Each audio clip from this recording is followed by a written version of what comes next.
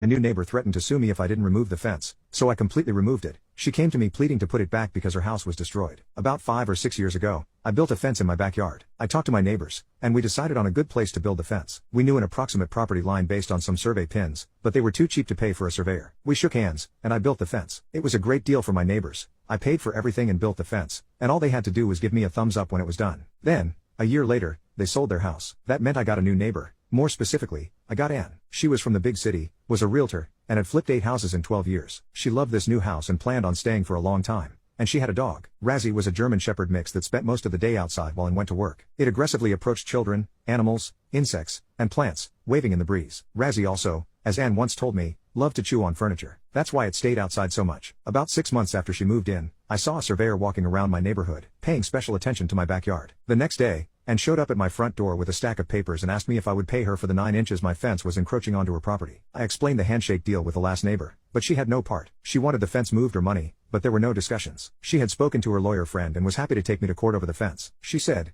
"I don't know how you guys do it out here in the sticks, but where I come from, we follow the rules." So, I got rid of the fence. The next day, I unscrewed the horizontal rails from the brackets, stacked the fence panels against my garage, and pulled up the fence posts with my work van. About a week later, Anne showed up at my front door again. She wants to know when I will be building a new fence. It turns out that without my portion of the fence, she has been unable to leave Razzie, unattended for fear that he will run away, attack something, or get hit by a car. She also told me she can't keep him in the house all day while she's at work anymore. Her furniture and carpet are all but ruined. I told her, "Well, Anne, I'm not rebuilding the fence. I don't want any legal trouble, and the best way to stay out of trouble is not to build near your property." The look on her face was priceless. I thought she was going to cry. She tried to protest, saying that she needed the fence back and would even help pay for the new one. She told me how much she loved the style and aesthetic of the old one. It was just the location that she had a problem with. I stood firm. There would be no new fence. She never got a fence. She made half-hearted attempts to put up some bamboo fencing, but Razzie tore through that stuff like wet newspaper. Eventually, I sold my place and moved away. I took the old fence panels with me, and I still look at them daily when I let my dog out in the morning.